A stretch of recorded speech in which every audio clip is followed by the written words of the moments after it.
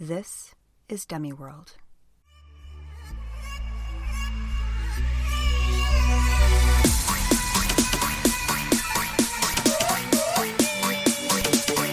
Oh my God! Hi, this is Dummy World. I'm Cyndi. And I am Kelly. And we're talking about Eastern cults. Let's see, a definition of an Eastern cult is... Eastern cults are characterized by belief in spiritual enlightenment and reincarnation, attaining the Godhead and nirvana. Usually, the leader draws from and distorts an Eastern-based philosophy or religion, such as Hinduism, Buddhism, Sikhism, or Sufism. Sometimes members learn to disregard worldly possessions and may take on an ascetic and or a celibate lifestyle. Practices and influence techniques include extensive meditation, repeated mantras, altered states of consciousness, celibacy or sexual restrictions, fasting and dietary restriction, special dress or accoutrement, altars, oh my god, the list just keeps going on, altars and induced trance through chanting, spinning, or other techniques. And this definition comes from Take Back Your Life, Recovering from Cults and Abusive Relationships by Yana Lachik and Madeline Tobias. Yes, yeah, that is a long definition. It is. It was a long list of things. Of big words, too. Big words. I'm not used to so many big words in one sentence. One condensed sentence, I know. All right. So, would you like to begin? I would like to begin. All right. Let's get into it. Okay, so the Eastern cult I picked is called Buddhafield because the group is after Enlightenment. Okay. But I actually think that this is the way it operates is more of a one-on-one family cult, or it could even be considered a cult of personality. But because they say they're after enlightenment and they do yoga and stuff, I guess we'll just call it an Eastern cult. Okay. So Buddhafield is started sometime in the earlier mid-1980s in West Hollywood by Jaime Gomez, an actor. We'll put quotes around that. Actor. I'm an actor. I'm an actor. Acting. Oh, yeah? What have you been in? Well, it's a short list, but I've been in a few things.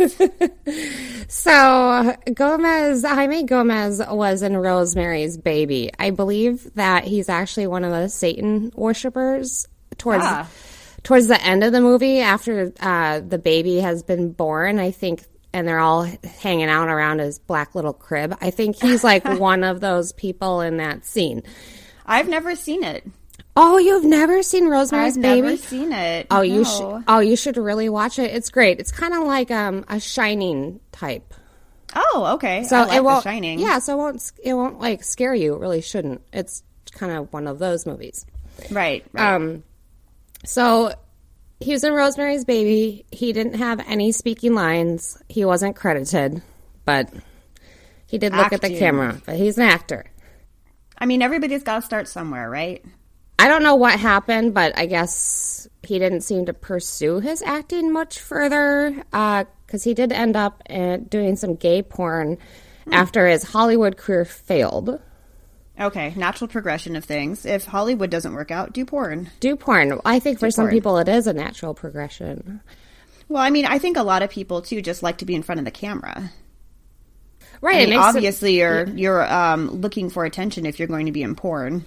Yeah, it feeds some kind of ego. I mean, just being in front of the camera, I think it feeds an ego and some kind of attention that you might be lacking. Yeah. But he keeps his porn career a secret for years. So his followers didn't find out until they'd been with him probably for 30 years. Oh, wow. That is a long time. Long time. So his stage name is Michel Rostand, which he had legally changed from Jaime Gomez. And then he's later called Andreas because they were in Texas, living in Texas, around the time that Waco happened. And Gomez got paranoid and changed his name. Those are two very, much more feminine names than Jaime. Michel and Andreas. Yes. Yeah, definitely. He's also called the Teacher. And his most recent followers call him Reiji, which means God King. Oh, yes. Just, yeah.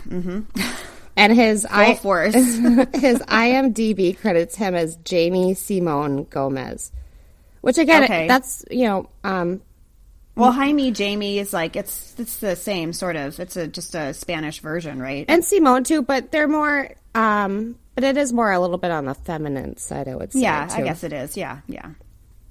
So I'm gonna just call him Gomez because that's his birth name.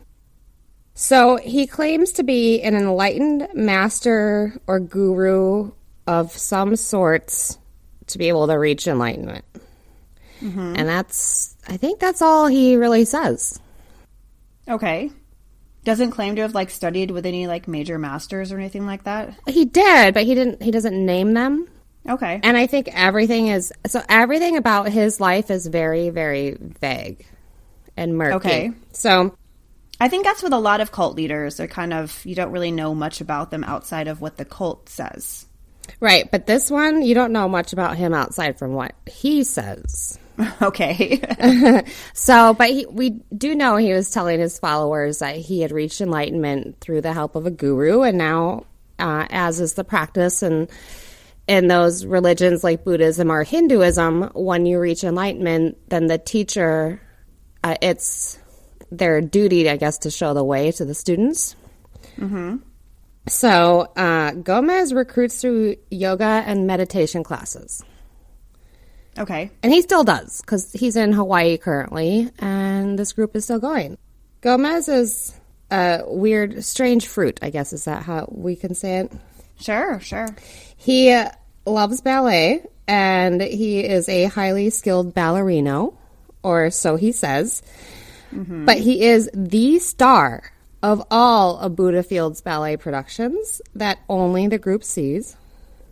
That's weird. Okay. And Gomez is also a trained hypnotherapist.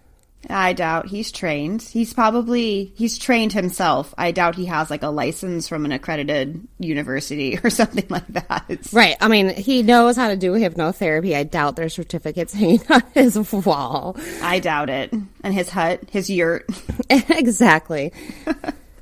I'm not sure what he does now with the hypnotherapy, but when the group was still in Texas, Gomez used to charge $50 for mandatory weekly sessions for his followers to take hypnotherapy with him. Classy. And then he would coerce some of the male members to have sex with him using what he learned in their sessions as part of the coercion technique. Oh, so he's an absolute slime ball. Absolute slime ball, and that's the biggest abuse that has come out about Buddhafield is the sexual abuse. You know, I think that's probably all you need, really, you know? Right. We don't need more abuses. That's good enough. That's good enough, yeah. Yeah. So from the 1980s to present day, Buddhafield is a group of around 100 young, fit, and beautiful people.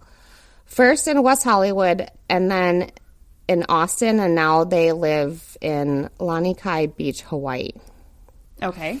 So, and I want to emphasize that it's young, fit, and beautiful people. Everyone is tan and has abs and works out and eats clean and is just very attractive. Something I've never had, tan and abs. It's never happened. Every now and again I get tan and I get really excited because I think this is it. This is it. I'm living the dream. I just get freckles. Like, it's just do not tan. Finally, it only took 40 years, but my ginger ass is getting tan. But I think now, because the group is still around 100 people, but I think that just for sake of keeping numbers at 100, Gomez has sort of lowered his standards on beauty a little bit. So you're going to see how the mighty have fallen. You're going to see some older people and some overweight people now in Buddhafield, and that wouldn't have never have happened before. Well, it's probably people who've been in there for a while too. Oh, yeah, that could be their aging. Yeah. Right. Sex was not allowed in the group, but everyone fucked on the down low because, I don't know, they're all really attractive young people hanging out with each other. I mean, what do you expect? Right. I mean, they're all like trying to attain enlightenment, right? And it's just, what is this, the 80s? Yeah, this is the 80s. Okay. Yeah. And we know that Gomez ordered at least 2 abortions, but the group has been together since the 80s. I mean, we're going on 35 years. No child has ever been born into the group. Wow. So we can just assume that abortions are happening, because I really seriously doubt that no one is not fucking. Well, unless there's like keeping Hawaii's morning after pill business. Oh, yeah. Going. Flourishing. Yeah. Yeah. Because those pills are expensive. They are expensive. In the pharmacy, they're like $50 or $60. Yeah. You go to Planned Parenthood, and I think they're free. So Gomez is really into appearances. I mean, really into appearances. He's very vain. He's super tan. He works out for hours a day. He's very fit. He wears makeup, particularly eyeliner, and he'll wear false eyelashes. So, like, if he's swimming or something, like, his false eyelashes will kind of fall off all over his face. And then he also really loves plastic surgery.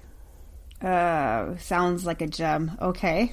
So, I think, like, when I was trying to think of what he looks like, I think he looks like George Hamilton today, and Carrot Top today had a Malibu Ken doll for a baby circa 1991.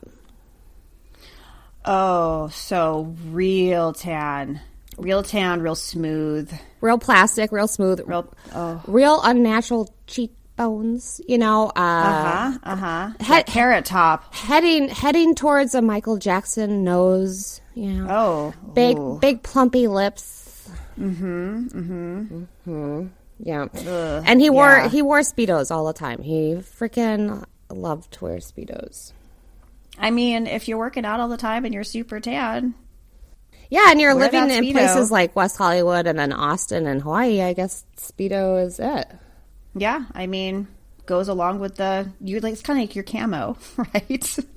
You just blend in with everybody else in the background in your Speedo. So I got most of the information on this cult from the documentary Holy Hell, which was made by Will Allen, a devotee of Buddhafield for 22 years. He was the group's cinematographer, and so he just always filmed them. And sometime around 90, one of the group members invented like a banana clip. Like a hair clip? Yes, but not a banana clip, because it didn't fully connect. They were more like large separate combs. Okay. Anyway, I guess they were kind of a hit. And so they filmed a commercial, and Will Allen filmed the commercial for them and stuff. So interesting. He's like their resident cinematographer. That's interesting that a cult would have a cinematographer. That's very, he wanted to be an actor. Oh. Right. Film everything. This is my magnum opus. Right. Film it all. Yeah. Document me. Oh, don't film me today. I look horrible. I need my eyelashes. Somebody, eyelashes stat. I don't have my makeup on. No. And then there's an interview in Vulture magazine that came out in 2016 that Jada Uwan interviewed Will Allen for. And again, Will Allen's the cinematographer.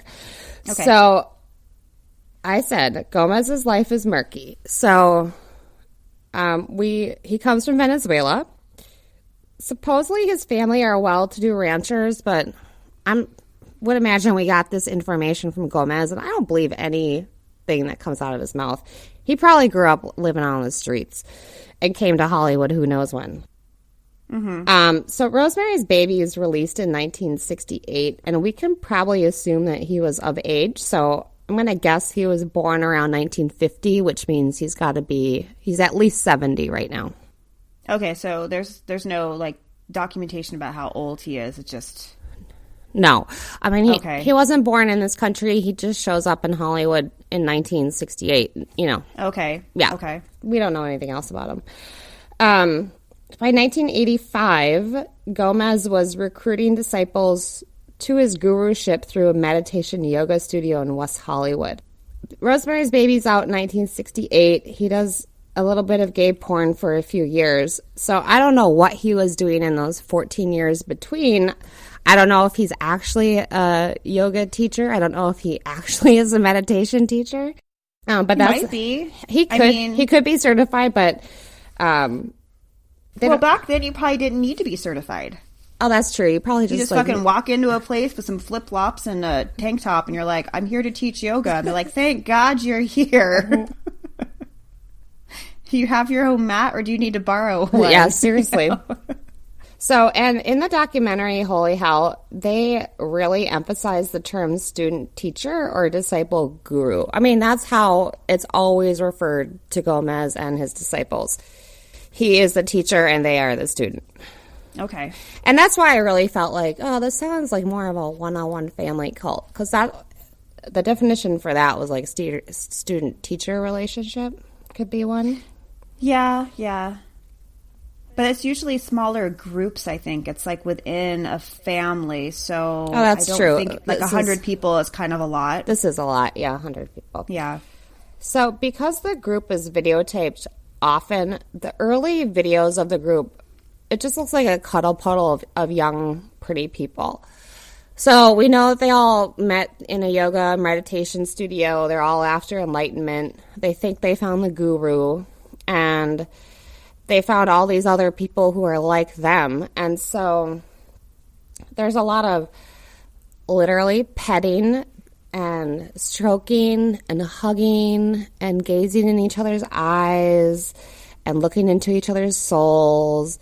And it all looks like they're just on drugs. You know what I find really interesting is the fact that this guy, like, forbade sex. But made it all very touchy-touchy. Yeah, touchy-touchy, and this is how you reach enlightenment. And it's just this, like, can you imagine seeing Buddhist monks rolling around, writhing on the floor with each other? Like, no. Sure, they get along, and they joke, and they, you know, maybe a couple of them are practical jokers and stuff, and, like, I don't know, hide your flip-flops or something. But, I mean, you right. know, it's right. like, that's just such a bastardization of what trying to reach enlightenment is about. It's a good point, because I really don't think we're ever going to see, like, Buddhist monks where one monk is in the middle and there's 5 people around him, and one's, like, stroking his hair, and then another one is, like, petting his arm, and then the other one is, they don't even like, have hair. They shave their heads. And then one is, like, rubbing their feet. Like, it's, yeah. No. That's a weird, touchy-feely bullshit California stuff. That's like California hippie bullshit. It is. It's hippy-dippy, and yeah. The followers change their names, I guess, of course. Because that's what you do first thing in a cult. And they live communally. They meditate. They do yoga. They exercise vigorously. And I mean like 4 hours a day or something. They exercise. I'd have abs then, too, I'm sure. Oh, yeah. If you were in this group, Cyndi, you would for sure have abs. I would look pretty good. I'd be sunburned, but I'd look really good.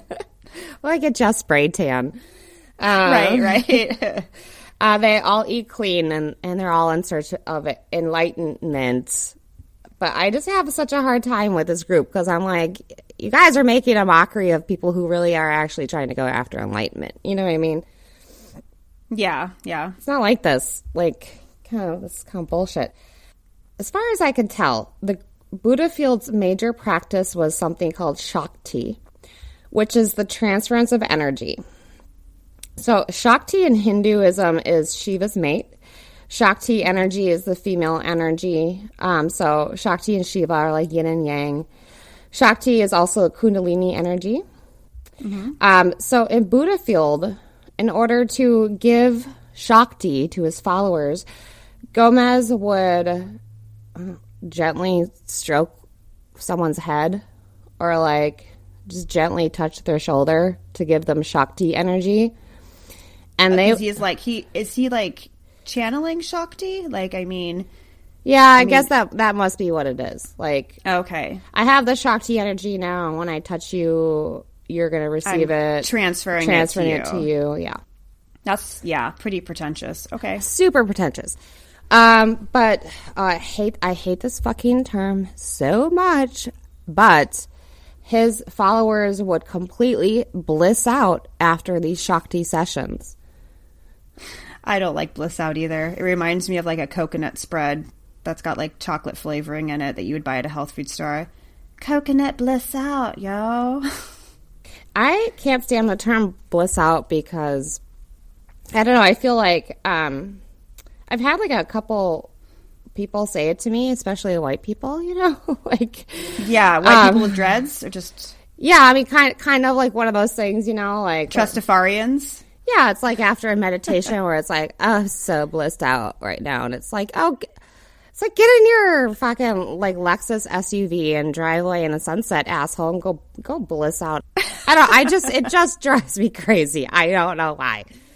I'm going to make sure I drop a well-timed bliss out on you one day. Oh, God. Well, at least I know coming from you, it's always going to be sarcastic. Always. Every single time. But now, you know, if anyone ever says it to me, you know I'm dying on the inside. You know, Yes. You know I just lost all respect for them, and I now hate them. Okay. Okay, so Gomez said he got the practice of Shakti from the Bhagavad Gita, which is a sacred Hindu text that covers, among many things, dharma, karma, yogic practices. Mm-hmm. But I feel like Gomez just says words like Shakti, Guru, Bhagavad Gita. And then his followers are like, oh, teacher, you're so enlightened. Teach me the way. So wise. You're so wise. I get it. Shakti. Shakti. Namaste. Okay. They went on retreats a lot to get in touch with their inner children.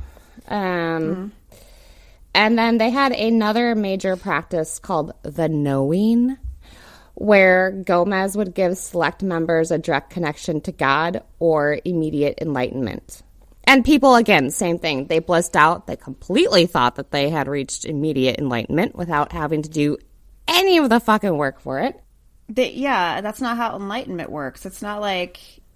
It's like getting one of those things that, you know, like you're up late, you're feeling fat, and an infomercial comes on for one of those electrode things you put on your abs, and you're like, oh, dude, I could totally get abs with just sitting on the couch eating potato chips. Right. It's like, that's not how it works. No, you gotta, like, actually do crunches. Right. You gotta actually lose weight and be fit and do the fucking sit-ups, man. Yeah. I hate sit-ups. That's why I don't have abs.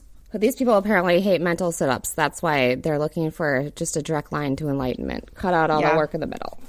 Yeah. But the knowing wasn't given to everyone.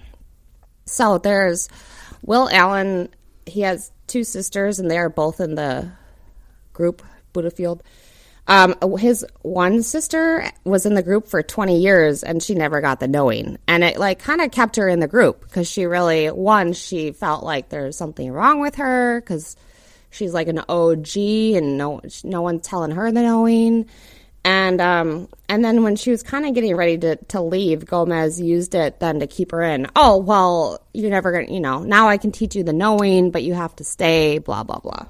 As a way of stringing her along. Yes. So now, what is his benefit besides being worshipped by these people? Is he getting money from them? Like, how does he... I mean, I believe that they pay, because they live communally, so I believe that they pool their money, and Gomez is not working. So, I mean... Right. Yeah, so they support him financially. They feed his ego in a major, major way. Mm-hmm. And he is like the star of the production. Gomez's other sister said something like, Gomez is just an out-of-work actor, and Buddhafield is the role of a lifetime. Perfect. Yeah. Perfect. Sums it all up right there. So the devotees did everything for Gomez. Oh, the perfect timing with your question in my notes. They cooked, they cleaned, they massaged him. They literally did everything for him. And gross. They would do things like they would put on a ballet production, an original ballet production that would take a year to produce, and they would make elaborate costumes for it and elaborate sets. I think they actually had like an art center built for their like an auditorium, like an auditorium built for all this stuff. Wow. And Gomez, of course, would be like the star of the ballet, and they would perform it one time. And once, only for members in the group, and then that was it. And then they would move on to the next production. They should have sold tickets. They could have made some money. I don't know if it was about I the guess money. then you have to like do something with taxes though if you do that. Yeah, I mean, it's just something about it is just so pretentious and so beyond artsy fartsy. Where I guess in a way you could think of it like, what is it called when the Buddhist monks do the sand? Is it a mandala? When they sit there for hours because it's like a meditation thing. Mm-hmm. I feel like that's maybe how Gomez was trying to, sell it to everybody. Yeah, we devote all this time and then we only do it once, just like the monks when they do the sand mandala things. And it's like, no, you asshole. These people just stroked your ego nonstop for a year so you could be the star of our production. Like, this has nothing to do with meditation or reaching enlightenment. It's just so narcissistic. It's so narcissistic. That's why I think that this would maybe be a good cult of personality. Because basically everyone is worshiping him. Yeah. Or he wants everyone. He has like a little city. I mean, a lot of cult of personalities have to do with political leaders. Mm-hmm. And he does seem to have like 100 people. It's kind of a village. It's like a city. Although the definition that I read from Our Ladies or whatever, they don't focus a lot on the political part of it. Oh, really? Yeah, so that's why you'll see when you start researching, I guess. Yeah. So someone started stalking one of the Buddhafield members because she was a model and she's very pretty. But she didn't reciprocate, and so her stalker went to the Cult Awareness Network that's run by Rick Ross. But not that Rick Ross. Not that Rick Ross. This Rick Ross rescues and deprograms cult members as a job. Mm-hmm. The stalker went to the Cult Awareness Network and just being on their radar freaked out Gomez, and everyone moved from West Hollywood to Austin. Oh, okay. So, but not all at once. So Gomez and a few of his most devoted followers went to Austin first and didn't tell anyone else. And so everyone was sitting in West Hollywood abandoned, and they felt abandoned. They were really upset. Yeah, I mean, here this thing you've devoted yourself to is just gone. They just leave you and don't leave a note telling you where they've gone. No phone call. They just say that, they'll send for everyone later, and I think it takes almost like a year for everyone to get sent for. Oh my gosh, that's terrible. So he summons everyone to Austin, and everyone is really relieved, and I think it cements people into the group even more because, they're just happy to be reunited, and they don't want that to happen again. But they feel chosen. Right. Chosen, and I don't know, yeah, if you have an abusive parent and they neglect you forever and then, they hug you once, you probably feel special. Yeah. Yeah. Yeah. Mm-hmm. Waco happened in 1993. Just, I guess, a quick synopsis. Waco was a Christian religious cult started by David Koresh, and they had a major shootout with the federal government for several days in the 90s. Right. And a bunch of people died. Yeah. Fire. Their whole compound burned down. Yeah. And he kept all of his kids in there too, so. Right.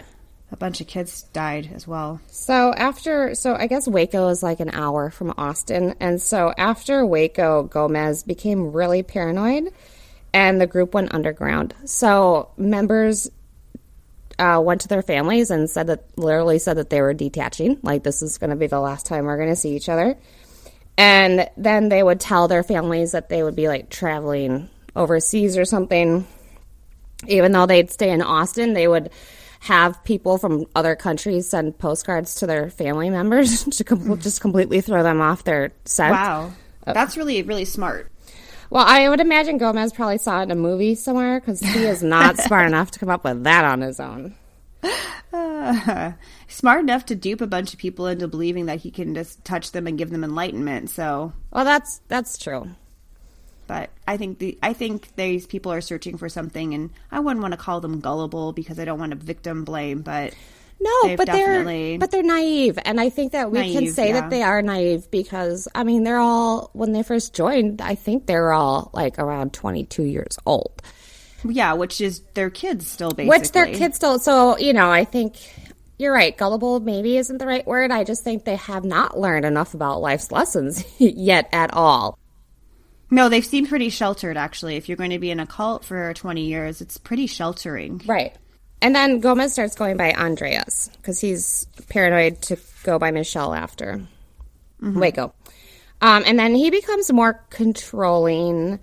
He would force these hippie pacifists to kill their rats in their gardens with shovels, like decapitate their, like, I want you to decapitate their heads. Ugh.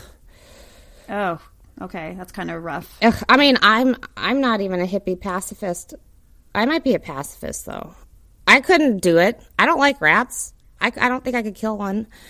I had to actually dispatch a couple of mice that my cat brought half dead to me. Oh, right. Yeah. And that was pretty rough. Yeah. I didn't like doing that, but it had to be done because they were lying there suffering, and I couldn't let that happen. And she wasn't going to eat them. She was bringing them to me because I think she thought that I wasn't getting enough food. Yeah, right.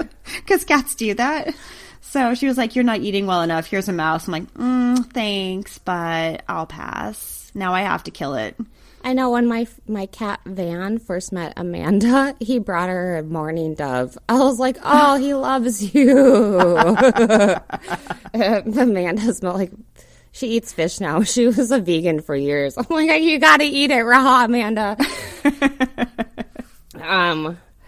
So he didn't allow any outside media influence, and he didn't allow relationships among group members. And when it happened anyway, he forced abortions. He wanted to be the only relationship. Yeah, like a woman got a puppy and he made her give it away. Ugh, it's awful. I know. And then he really starts going nutso on the plastic surgery. He was doing plastic surgery for years, but no one in the group really noticed until you couldn't not notice, I guess. Until you looked at an old video of him. And then you look at him now, and you're like, you're not the same person. How did this happen? You're like, where's your nose? And your lips are like 4 times as big. So he must have been going someplace to convalesce. Yeah. Where people wouldn't see him. Because you're pretty bruised and bandaged for a while, especially when you're getting your face done. Well, you know what's funny, which is not at all funny, but he would have the procedures done on the other male members first to see how it would look. Oh, my God, really? And so he would probably have an idea of, like, how much bruising, how much swelling, how much the recovery time was going to be, and he would probably plan accordingly. And whoever had the surgery done first would probably be the one to be his little nurse. Yeah, I'd like to know how that whole thing goes down, because if you have somebody, I grew up in a town of 150 people, so you pretty much know everybody in the town. So 100 people, somebody's going, I've chosen you to go get plastic surgery, right? Which is fucking insane. So go test it out for me. Where is he going to convalesce? Because somebody has to know that this person's getting plastic surgery. How do you keep that a secret from everybody? I mean, I think he maybe had a few, and I don't want to call them henchmen because I think that they're being sexually abused by him, but he had 3 people, I think, who kind of were really his inner people and who did a lot of the bidding, for him. Well, he had more of a sexual relationship with these few people, and then, but it wasn't consensual because these were the people that he was abusing. So right. So I'm assuming that they're probably not gay. No, I think maybe one of them was gay, but then the others were straight men. Okay. Yeah. Okay. It's really, really distasteful. And so that's the thing. His worst abuses were during the hypnotherapy sessions, where he would rape his male students, his clients. Right, but to him it probably wasn't rape because he kind of talked him into it. So to him it was probably consensual. Yeah, and that's how he would, I guess that's how he would justify it. And I think even with the straight members, somehow he had them convinced that they had repressed homosexual feelings and they needed to express it in order to I don't even know, in order to get it out, in order to hit enlightenment, in order to do whatever. That's really diabolical and just it's just so manipulative and awful. Those poor guys. Yeah, I mean the shame on their faces, you can really see it still when they still talk about it, Yeah, well, it's very, very upsetting. Having somebody violate you that way in a very intimate way, it's so hard to get over. And I think one of the guys he was with the group for 20 years. He's straight. And he really, really, he was like in love with another one of the members, like a female member. But Gomez would never allow him to date her. But then he was like getting raped by Gomez all the time. And I mean, he's just, when he talks about it, like, he got his first girlfriend, like, real-life girlfriend, when he was 40 years old.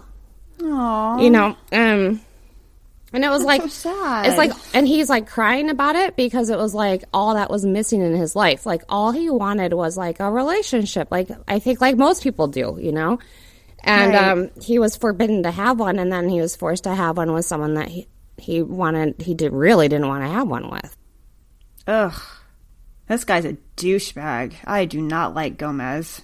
And so someone in the mid-2000s, one of these men came out, I think wrote an open letter about his abuse. No one believed him. Everyone denied it, including the other people who were getting abused. And then Gomez released this video about, like, he made a video statement, I guess, about what had this letter that came out. And I don't know if, like, all of his members had really seen him a lot as of lately, but I guess in the videotape he looks like a freak because of all because of all the plastic surgery. And so it's like one of the first times that people, I think, are like, what the fuck is wrong with this guy's face, you know? Well, yeah, after you start getting the injections and you get your cheeks and stuff done, it's real obvious that you've had plastic surgery. I mean, like, if you get like one of those little light lifts, not a big deal, or a little tuck here and there, or some Botox, it's not that noticeable. But when you start getting like some serious like implants and stuff, you don't look human anymore. It looks odd. Right. So he had this tape where he looked like a freak, and then he was saying things that weren't totally sensical, and 10 people got up and walked out of his followers. Like, that was the beginning of the end. Oh, shit. Okay. Because he looked and sounded unstable. Right, and if you have enlightenment, why the fuck do you need plastic surgery? Very good point, Cyndi. You vain motherfucker. Like, come on. Because he hasn't had enlightenment. I mean, and really, like, not you look after at it. Buddhist monks. Yeah, you look at Buddhist monks. They all wear, saffron robes. They've shaved their head. They eat rice. They're not in search of worldly shit. And having your face done up like that is just fucking vanity. So, and then I think whoever wrote the open letters, or someone leaked his gay porn that I think it had been a rumor for a while, but he kept denying. And so once those two things happened, then the other men came forward and said, yes, this has been happening to me too during our hypnotherapy sessions. And good for them. It's very hard for men to come forward with sexual assault stuff. Especially, I think, man-on-man sexual assault stuff. Very much so, when they're, like, straight men. I think that's really hard for them to come confess about. I think a lot of people left. Most people left, maybe. But Gomez fled to Hawaii, and there's still 100 people in Buddhafield, and he's still recruiting through yoga studios, and I would imagine still doing the same shit. Sounds like a lot of work to not have to work. Oh, I know, right? I know. I always feel that way because I'm a hard ass at work, and people don't really like working with me because I'm a hard ass at work, and I'm not, and I don't really act like I'm not a hard ass at work, but so I'll just look at people and be like, pretty sure if you just worked instead of trying to look like you're busy, then I mean, I'm like, it takes a lot of work to look like you're busy. So how about you just fucking start working and stop trying to like look busy and not work, you son of a bitch. There was this woman I used to work with who every time she sold some vitamins, she would come into the back and tell us about it. I'm like, great. Are there customers out there now that need help? Are you just back here to like toot your horn that you sold some $40 vitamins? Right. Go back to work. Hey, right. No. Back to work with you. Now's the time to go back to work.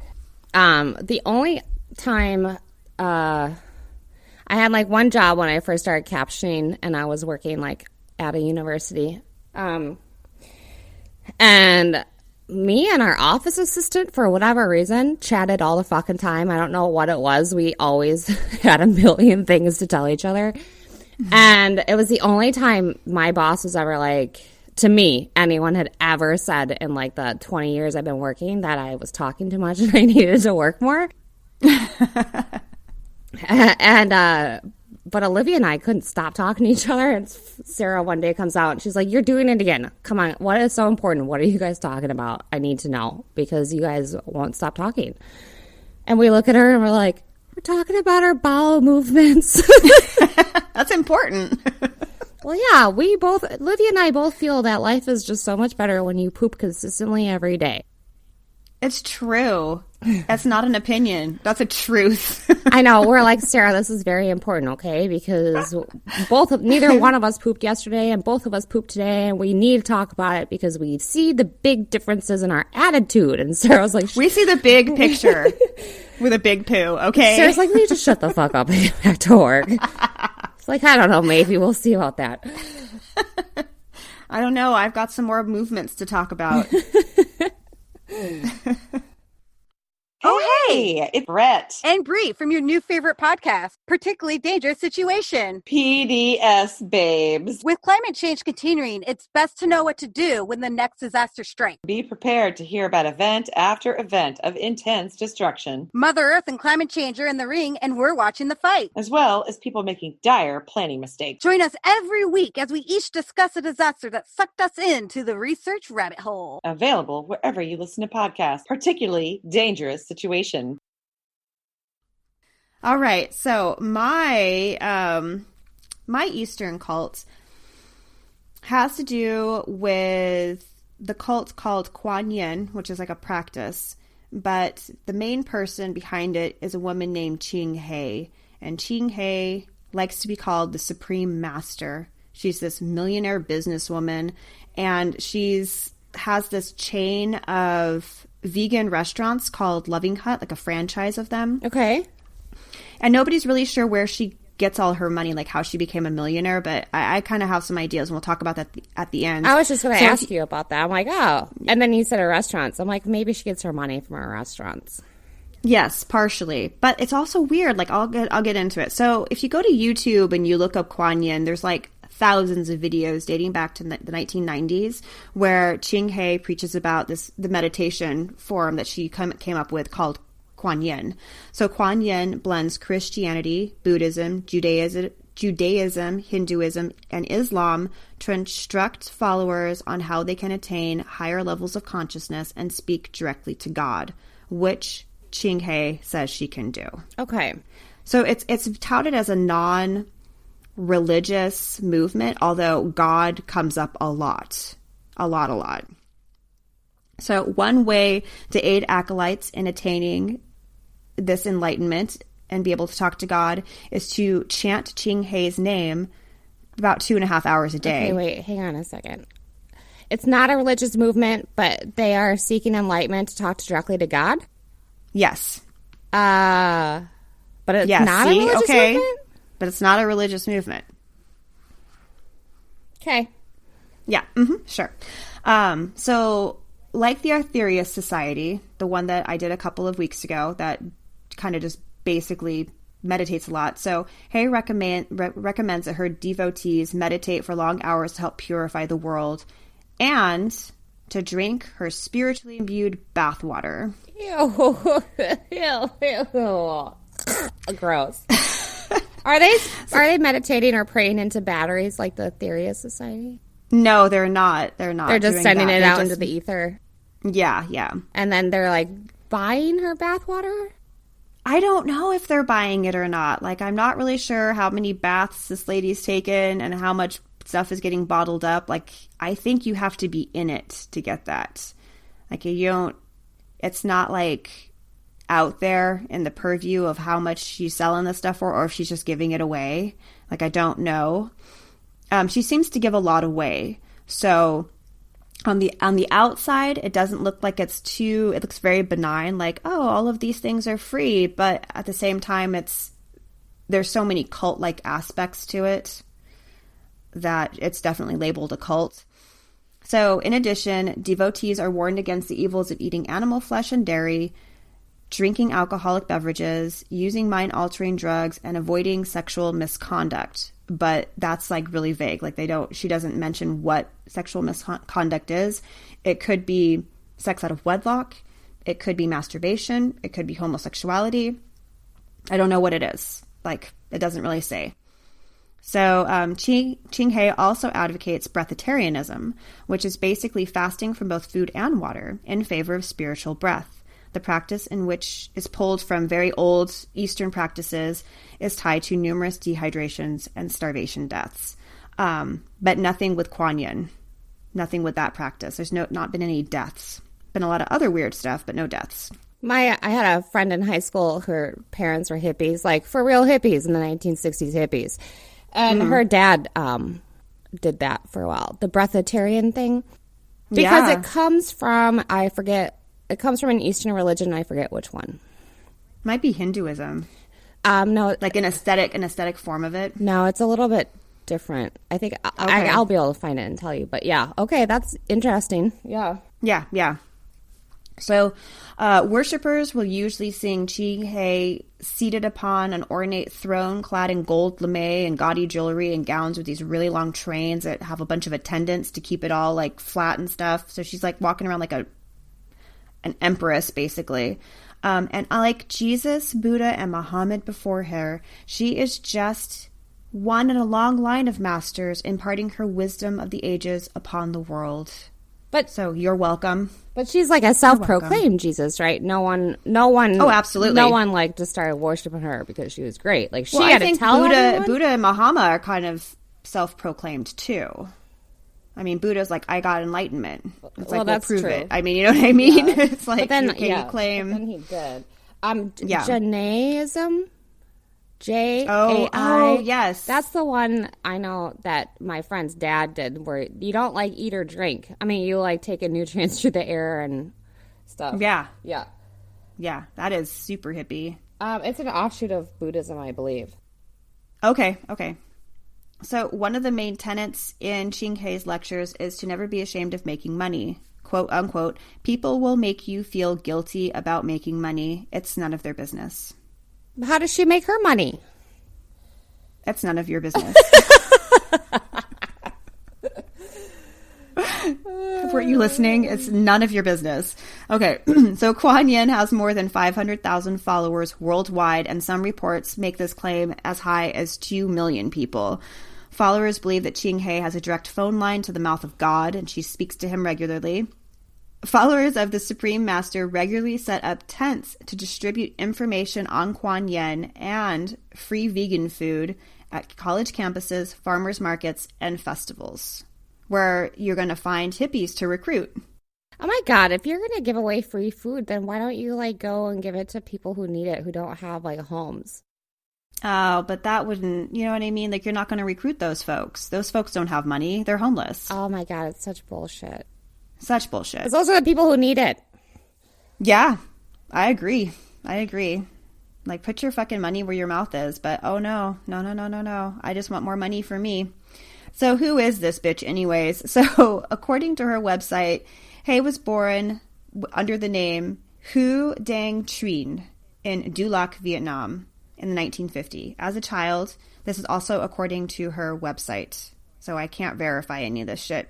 As a child, Hai read books on philosophy and cried whenever the family slaughtered an animal for food, which I think is kind of typical for some kids. Yeah. Reach a certain age, you realize what death is, and you cry when you're going to kill the goat you've been feeding for 2 weeks. That's been like your pet. You didn't know that it was not your pet. You didn't realize. You didn't realize it was dinner. Yeah. As she grew older, an astrologer visited the village and reported that Hai was not like other children and would one day become an enlightened master if she didn't marry. If she did marry, she'd still be happy, but she wouldn't be enlightened. Okay. Yes. So at some point, Hai leaves home, this is still according to her website, and becomes a Buddhist nun. In the early 1970s, she moves to Germany, where she serves as a translator for the Red Cross. While there, she meets a German scientist, and the pair marry. So that's according to her website. Every other report that I read said that she met the German scientist while he was in Vietnam and the two married and she accompanied him to Germany. Okay. I'm not sure which version is true, but I'm pretty sure she didn't come and be a translator. Like, I don't know if that's true or not. After several years of marriage, Hai decided that if she was going to continue her spiritual growth, she would have to leave her husband, and the pair split. So Ching Hai also goes by the moniker Celestial de l'Amour in the United States, and she has a bunch of property under that alias, especially in Florida. And she's based somewhere in the U.S., although no one can find her since about 2010. She's been kind of missing. People don't know where she is. She pops up here and there, but doesn't really seem to have a home base right now. She kind of appears to be on the run a little bit. Interesting. Very weird. Yeah. So according to humanewatch.org, Hai inspires feverish adoration like a king or a deity come rock star. And people do act like she's the Beatles and it's the 1960s again. Like, it's kind of crazy. And I don't really see, like, what she really does that much. You know, she's not, like, turning wine into water. She just kind of spouts aphorisms that, you know, were written in ancient books. Right. By people long ago. That's all she's fucking doing. Right. In the 1980s, Ching Hai developed her meditation method and esoteric knowledge with the help of Thakur Singh, who had the role of guru at the Swan Ashram in Delhi in the 1970s. And I think he might be connected to the gurus that were, like, prominent with the Beatles. Oh, okay. Sure. So, because I recognize his picture. He's no longer living, but I'm like, I know you. I recognize you, but I don't really know from where. You look like the guy who helped the Beatles, but I'm not sure. So he's like a famous guru. A no longer available Veg News article written by Abigail Young, I looked everywhere for it, couldn't find it, came out decrying Hai's lavish lifestyle that is at odds with her teachings. The so-called vegan Supreme Master wears furs in some of her promotional materials. What? I'm like, what? Really? I know vegans who are so staunch they won't even wear fake fur or faux leather because they don't want anybody to think that they're wearing fur or leather. I can't believe she's wearing fur. I mean, I feel like... I can, because she's full of shit. Oh, okay. I mean, but still. I mean, I think it's like... I think it's one thing if a vegan all one day ate a steak, and it's like another thing if a vegan just showed up one day in like a little chinchilla coat. You know? Like, I don't know. One keeps you alive and one just is pretty and keeps you warm. Yeah, I mean... You know what I mean? It's just like, okay, so you're just kind of opulent, you know what I mean? Like, you think you're Liberace or some shit. Actually, she kind of does. She kind of does think she's Liberace. The way she, like, has all this gold and, like... And all those elaborate dresses you said that she has? Yeah. My God, she's a female Liberace without the music. Okay. So after splitting with her husband, Hai began working on growing her brand, which she's really good at, apparently, and founding her business called Supreme Master Ching Hai International Association, where she sells jewelry, clothing, meditation gear, her art, and books that she's both written and of photography. Later, a media empire and worldwide fashion business would be added, increasing to her wealth. Supreme Master Ching Hai International Association relies on the internet for self-promotion, recruitment, and donation, and it has been seen as a transitional cyber sect, which is a phenomenon of new religious movements and other groups. I kind of talked about this a little bit with sovereign citizens and different hate groups utilizing the internet to distribute philosophy and recruit new members. So that's where she kind of like disseminates her information, plus with these people going out to colleges and stuff like that and getting, you know, young people who are looking for stuff into the group. So the Loving Hut restaurant. So starting in 2014, the vegan restaurant chain Loving Hut began opening locations internationally. 4 years later, in 2018, there were more than 200 individual chain restaurants under the Loving Hut umbrella. But unlike a typical chain, the Loving Hut location, each one has its own menu.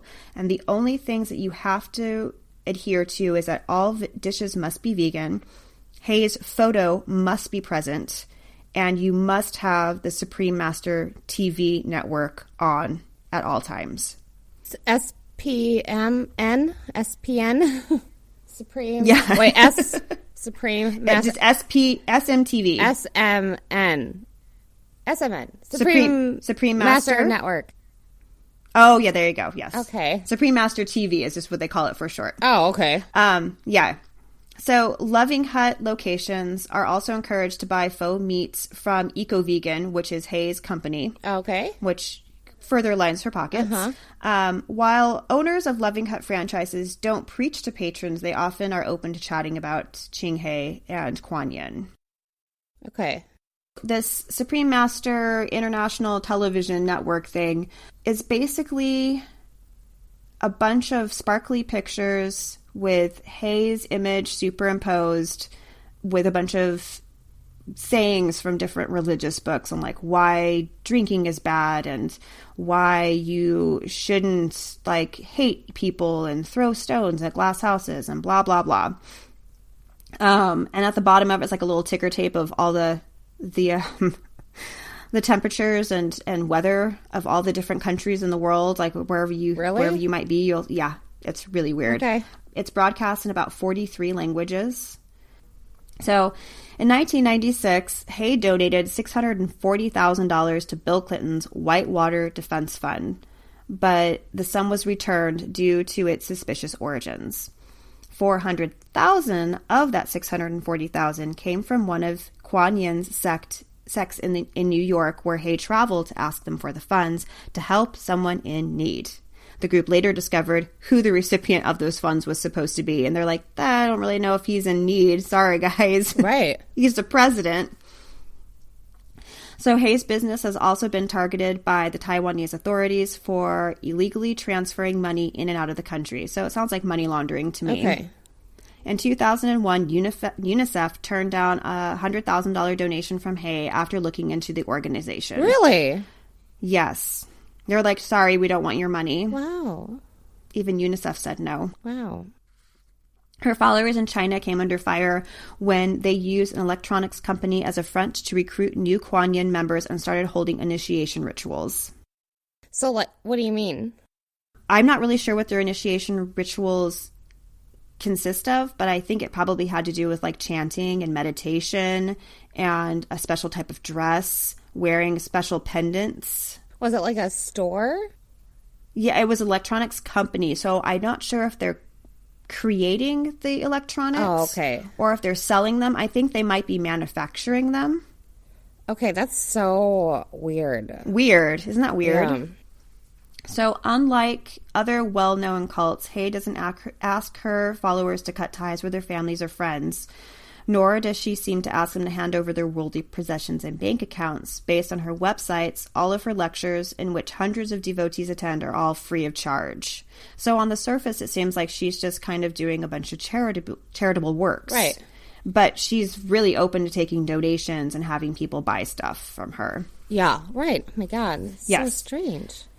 I think what's strange about it, too, is that she actually has, like, a number of followers. It's kind of significant. Yeah, 500,000 to 2 million. I feel like that's a lot of people. I feel like that's more than Scientology, to be honest. Yeah, I don't know. I didn't compare it to any other cults, but that's a lot of It's people. a lot of people. Considering mine had like 100. Jesus. Yeah, right? So a few former workers from Loving Hut have levied various complaints, including mismanagement, withholding tips, tax irregularities, and utilizing underpaid and unpaid labor. In 2010, the Loving Hut France location was investigated for illegal and unethical business practices, such as using undocumented and unpaid labor, resulting in 9 arrests. Investigators discovered that dozens of followers who had volunteered to build the location. So she got free labor to build the Loving Hut location. Oh, my God. And a lot of these people were from Taiwan that had no papers. My God, so it's like slavery? Yeah, they were like working illegally. They didn't have any kind of like work visas. They weren't supposed to be doing any kind of labor. But of course, it's a volunteer at the same time. But I don't know if like they must have had a passport stamp to get in. So they must have just been on, you know, like however long you can stay. They just stayed on a visitor's that. visa. Yeah, like a vacation visa. Later that year, Hai herself was arrested along with some of her followers at a posh villa in Italy. Investigators seized a luxury sports car, $40,000 in euros, and at least 8 illegally imported macaws, and a venerable Noah's Ark of animals. Really? Yes. That bitch is in the illegal animal trade now, too?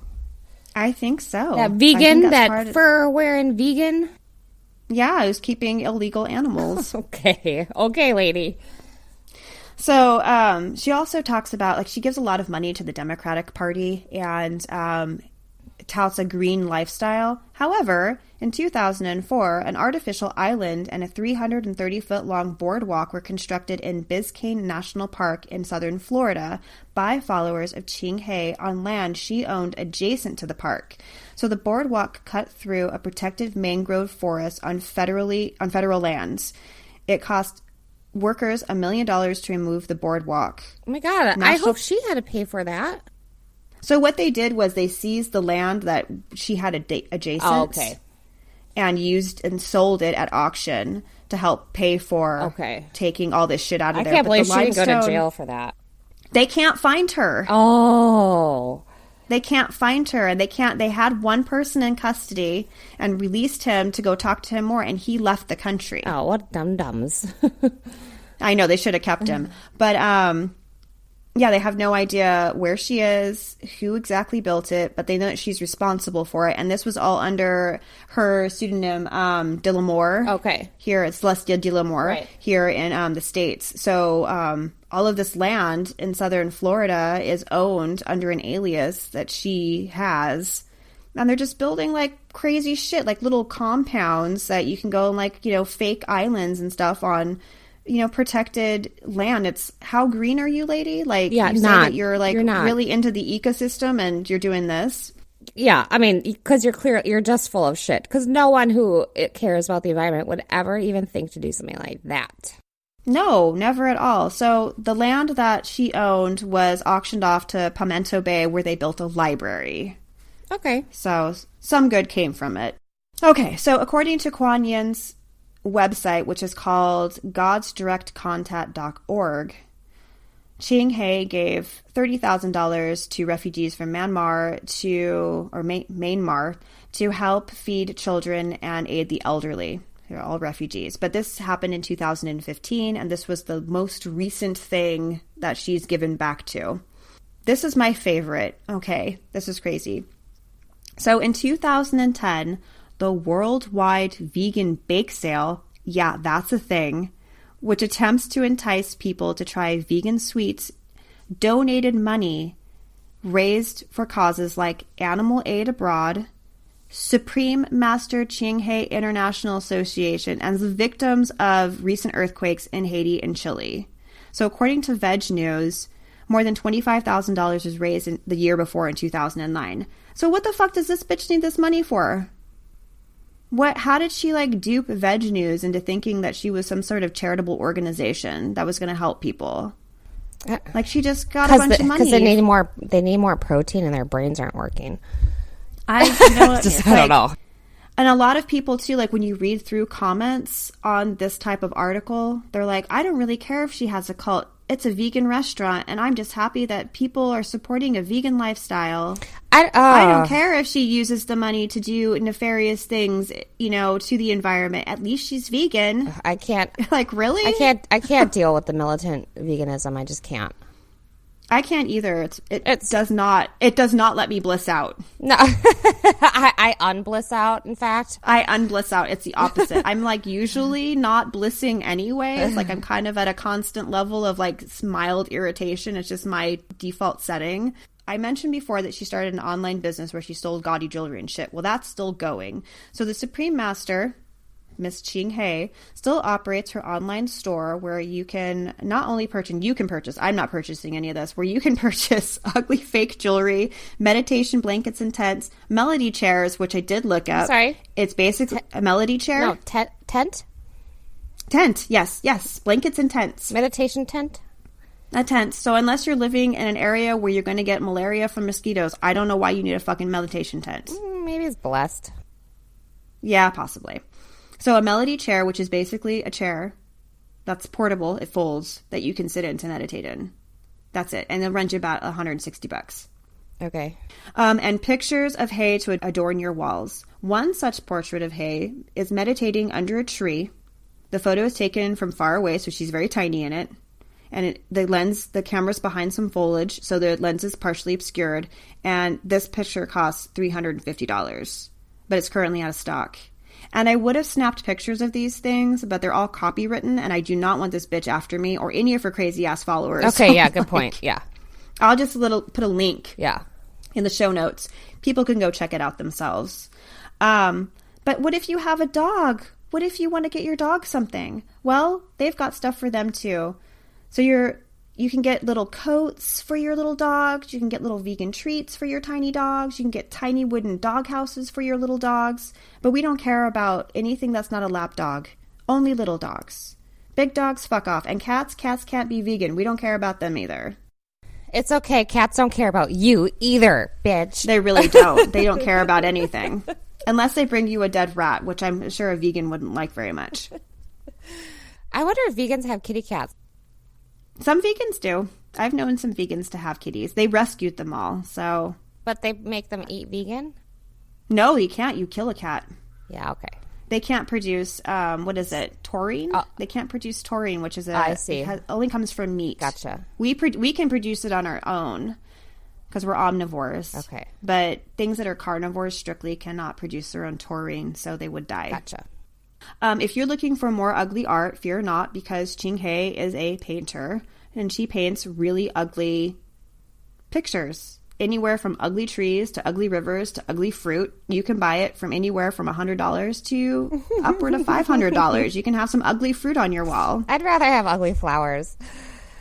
I would too. Actually, you know what? I would rather just go to paint night, have a couple glasses of wine, and paint my own ugly painting to put on the wall. Because I painted that ugly piece of shit. That's mine. I did that. I didn't pay $350 for it. I paid like $40 for it, and I got to hang out with my friends and drink some wine.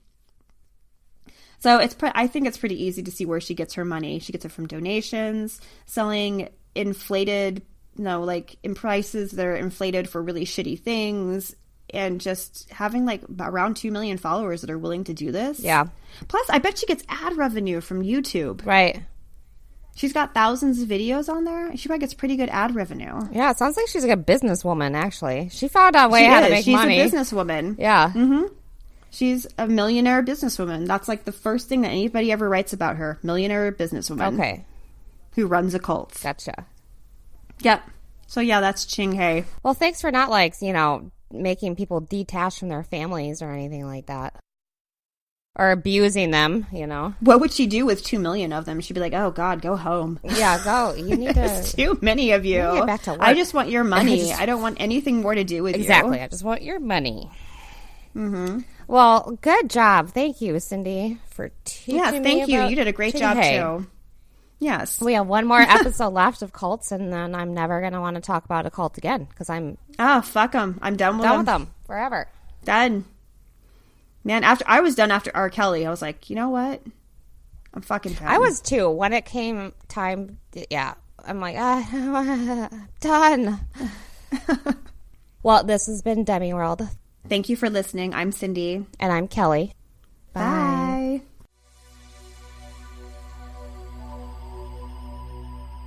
This has been Demi World. You can find us on Facebook, Twitter, and Instagram at Demi World Podcast. You can visit our website for show notes at demiworld.net.